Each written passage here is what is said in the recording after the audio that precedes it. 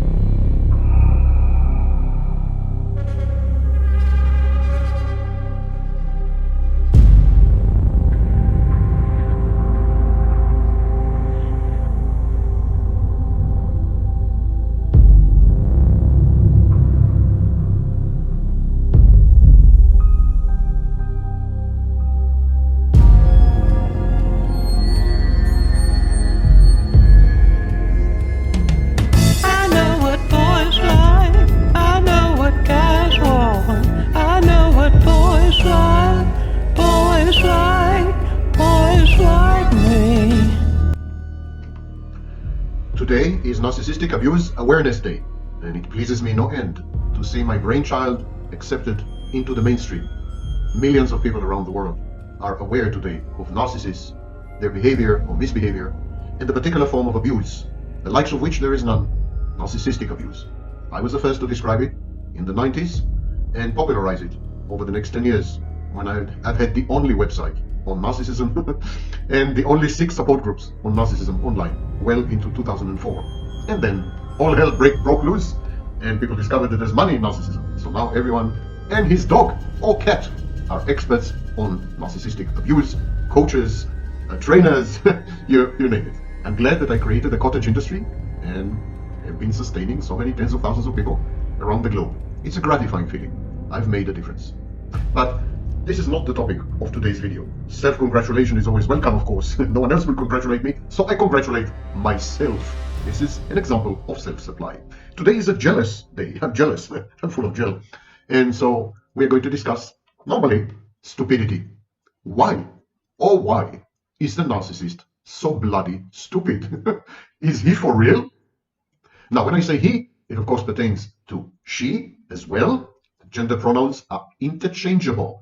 There's an equal number of women and men diagnosed with narcissistic personality disorder nowadays, as opposed to the 70s and 80s, when the vast majority of NPD sufferers were men. Today, that's not the situation. Women have taken over. Women have become more narcissistic than men in many ways, regrettably. So, I'm going to use he for literary convenience sake, but of course it applies to women as well. We're going to discuss a very strange phenomenon.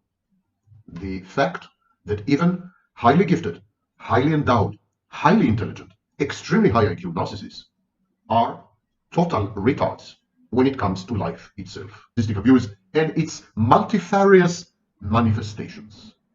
Let's start with facts, as we usually do. There is a disagreement as to whether people diagnosed with borderline personality disorder have an IQ which is higher than the average or lower than the average. Carver, in 1977, came up with a former answer. BPDs, borderlines, are more intelligent than the average population. Actually, he found that the IQ of people diagnosed with borderline personality disorder is around 135. Swirsky-Sacchetti, or something, in 1993 found the exact opposite. It was a study published by the National Institutes of Health in the United States, which is the authority on mental health, among other things. And the study found conclusively that people with borderline personality disorder actually have a much lower IQ than average, and that includes their verbal skills.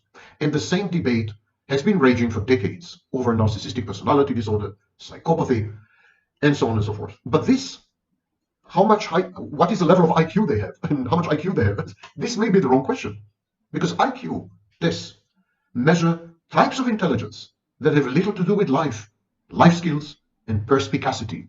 Look it up. In short, some people are intelligent, clever, smart, sharp, cunning, but also unwise. Wisdom is not connected to IQ. The narcissist thinks they are the smartest person in the room. Yeah, see, they believe that they are 10 steps ahead of everyone else, like they know a secret that nobody else knows. See, this is also the thing that makes them extremely cocky. See, some will even be bold enough to tell you, you can't resist me, as if to say that you're their slave until they decide otherwise. And I can hear someone saying, but Doc Reed, my narcissist is very intelligent. See, they're a doctor, they're a lawyer, they're a police officer, they're a therapist. How can you say that they're stupid? Well, let me tell you this. See, scripture says this. It's very clear that pride goeth before a fall. And also says that we should not think more highly of ourselves than we ought to. See, this is what makes the narcissist so stupid, because they don't realize their arrogance is their weakness. It's the very thing that's going to lead to their destruction. See, this ain't me talking. No, I didn't make this up. This is a God thing. See, the other thing that makes a narcissist stupid is believing no one can figure out what they're doing. See, well, guess what? We all know. See, it's just called love bombing, devaluing, and discarding. The secret's out. And even after you figure it out, they're still so stupid, they keep trying it on you. See, they keep trying to gaslight you. They keep trying to hoover you and all the other little raggedy tools in their toolbox. So now you can just look at them and laugh. Yeah. See, trick no good. Trick no good. See, you're the joke. Okay? Because now you're 10 steps ahead of them. You're able to anticipate what they're going to do. Because why? They're so predictable. Once you understand what they're doing. Okay? So when you're dealing with a narcissist, know that knowledge is power. And once you have this knowledge, now you have the power. I want to give you a new way to see your narcissist. When you see them like this. Yeah, because they're stupid. Wisdom is not a derivative or an inevitable outcome of a high IQ, a high intelligence quotient. Perspicacity, the ability to kind of predict the future and adapt yourself positively to it, also has nothing to do with IQ. So the question is wrong.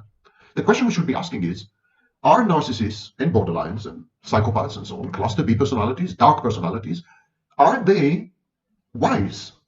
Are they positively adapted to life itself and its challenges, its exigencies, the vicissitudes and ups and downs and cycles of life?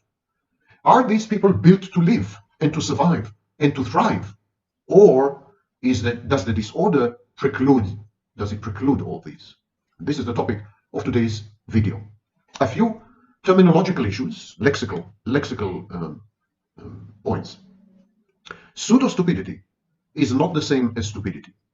Pseudo-stupidity is pretending to be stupid, acting as if naive, but actually behind the scenes being very, very sharp and cunning and manipulative and so on. This is pseudo-stupidity. Stupidity is actually being stupid, being inane and effete, and not very adept at coping with life and designing survival strategies and coping techniques. So we should distinguish pseudo-stupidity from stupidity, as we will be doing shortly. Second thing, when I say dark personalities, these are not people diagnosed with narcissism. These are not people diagnosed with psychopathy, and so on and so forth. In the dark triad contains three elements: subclinical psychopathy, psychopathy that cannot be diagnosed; subclinical narcissism, narcissism that cannot be diagnosed; and Machiavellianism, the ability to manipulate your human environment in order to secure favorable outcomes. A form of self-efficacy that comes at the expense of other people by exploiting them or coercing them or gaslighting them or brainwashing them or entraining them.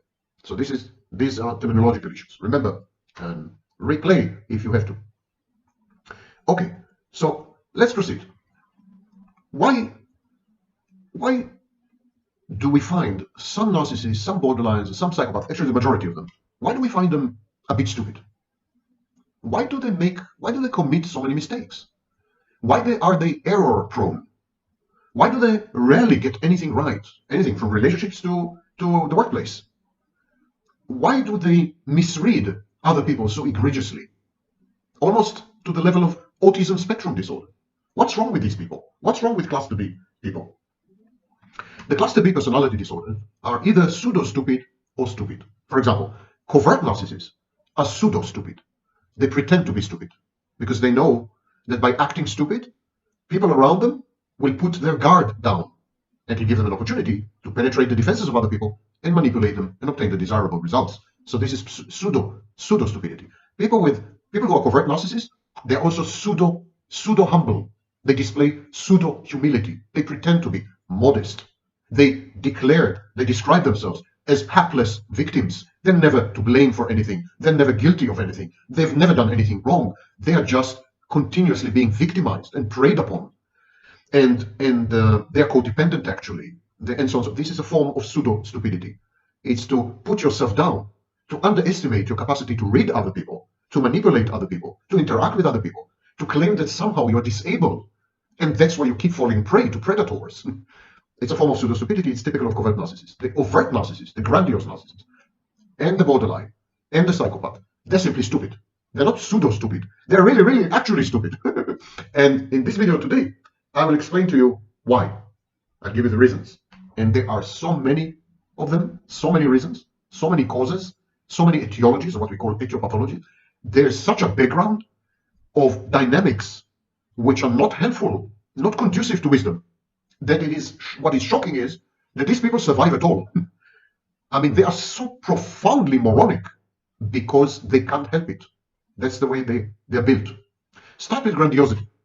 Grandiosity is a severe cognitive distortion. It impairs the reality testing of those affected. It also undermines and sabotages self-efficacy. Now, those are very many big words, $10 words, my favorites. And let me try to break them down for you. Grandiosity is the belief that your inflated self-image is actually real. It's not fake. Your false self is not false. Other people may be getting it wrong, but you know for sure that you are unique, unprecedented, amazing, perfect, brilliant, and so on and so forth. It would take other people time to discover all these things. That's because they're more stupid than you. You are superior in every conceivable way, intellectually, bodily, whatever. So, grandiosity is a filter that distorts information from reality, incoming information, feedback, input. They're all distorted. They're all reframed. Grandiosity falsifies reality. And so in the absence of a firm grasp on reality, of course you can't act wisely. The second thing is grandiosity hampers, obstructs self-efficacy. In order to operate efficaciously, efficiently in the environment with other people, you need to be able to read people appropriately. You need to be able to resonate with people. In short, you need to have empathy. The lack of empathy, common to all cluster B personality disorders, and in the case of borderlines, it's not a lack, but it's substantial reduction in empathy. That's the most recent research, most recent studies we have. It even made it into the DSM-5. So, the deficiencies in empathy, which in the case of the psychopath lead to absolute absence of any kind of empathy except cold empathy. Cold empathy is cognitive empathy and reflexive empathy. So the absence of emotional empathy, warm empathy, the ability to resonate emotionally with another person. When this is missing, you can't decipher other people properly. You can't understand other people. And obviously you can't manage yourself properly and efficiently with other people. And so this undermines your capacity to obtain goals, to realize your potential, to actualize your potential, to self-actualize, to collaborate with other people towards obtaining bigger goals, to work in a team, to survive in a workplace, to have an ongoing relationship which is savory and a happy one. In short, it limits you. Grandiosity and a lack of empathy limit you to the point that you are stupid. They alienate people and they narrow your opportunities and subject you to recurrent diversity. Repetition compulsion is the direct outcome of this. Narcissists and psychopaths and borderline keep repeating the same mistakes over and over and over again. No matter how often they get penalized, no matter how high the cost, they keep repeating it. And they keep repeating these mistakes because they keep disastrously misreading their environment and other people. It is a great definition of stupidity. Now, these people, cluster B personalities, they lack impulse control. They're defiant, they're contumacious, they reject authority. and they decompensate under stress.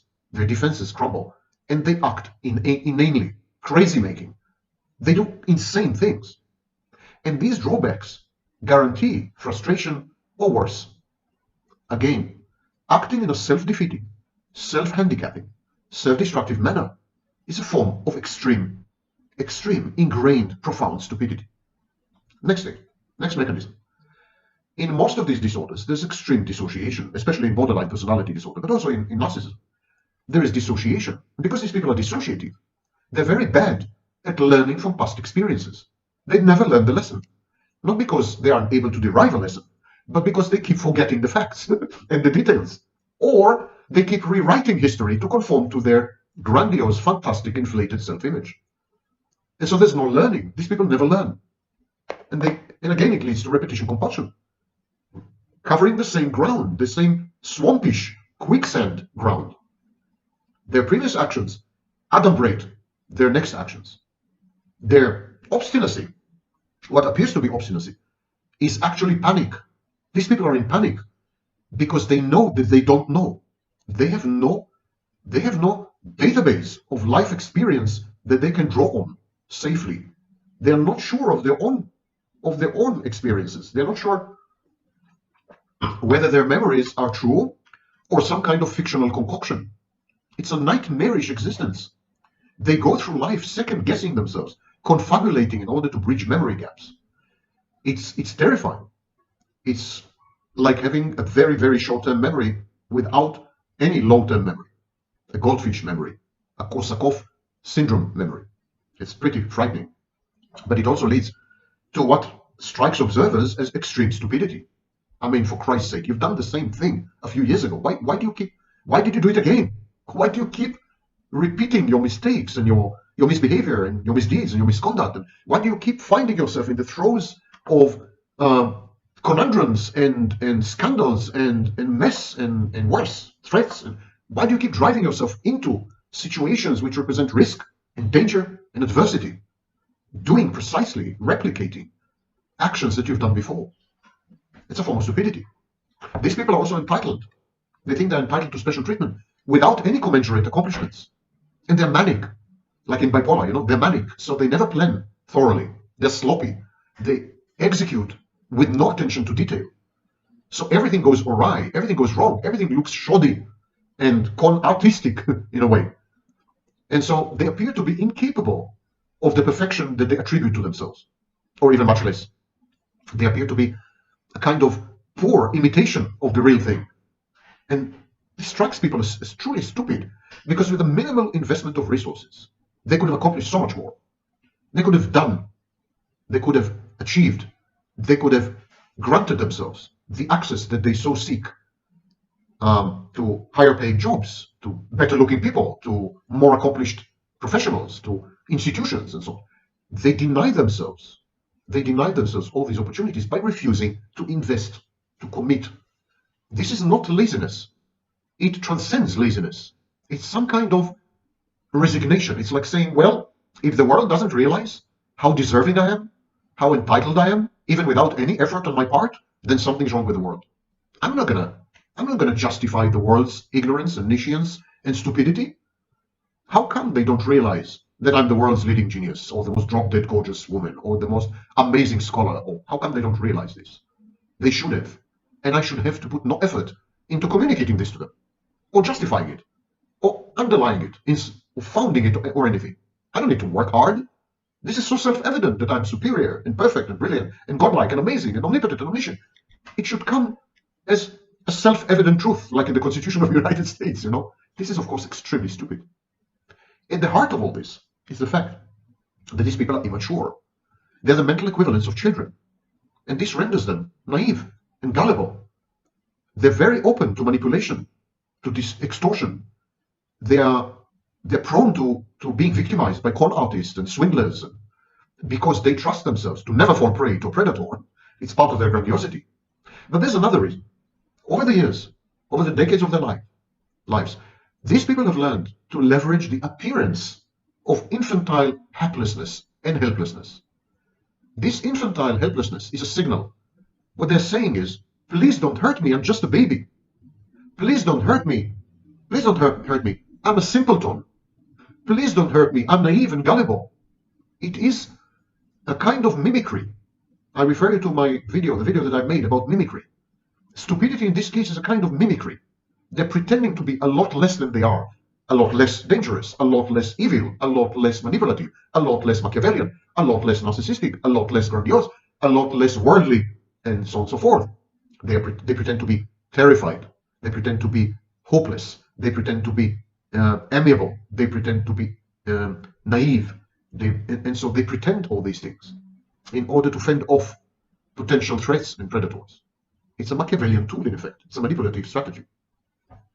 Now, most of people with cluster B personality disorders, especially people with borderline personality disorders, suffer from an identity disturbance.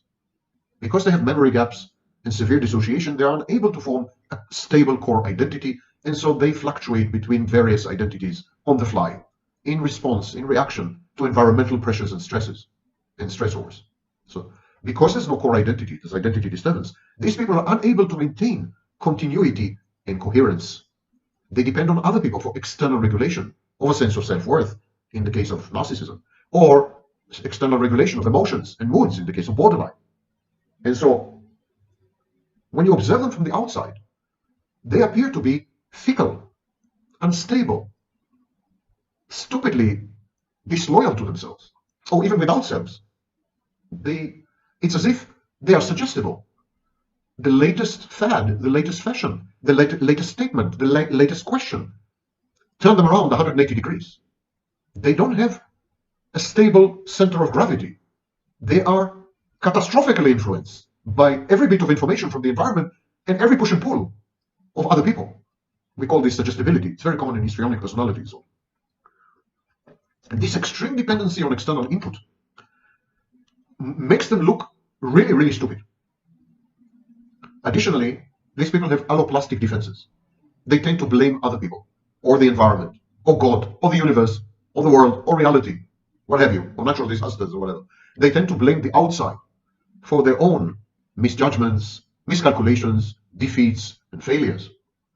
And you know, when you do it all the time, it appears that you're covering up for something, covering up for your own inadequacy, worthlessness, inanity, lack of good judgment, and ultimately, stupidity.